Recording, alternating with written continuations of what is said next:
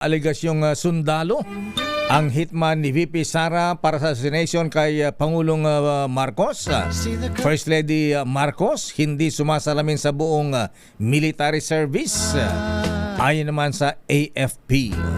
Edniel Parosa, please come in. Edniel. Lumistansya muna ang sinatahang lakas ng Pilipinas sa ulat ng National Bureau of Investigation Lakay na baka sundalo ang kinuhang hitman o assassin ni Vice President Sara Duterte. Kaugnay nga ito ng bantang binitiwan ng pangalawang Pangulo laban sa First Family.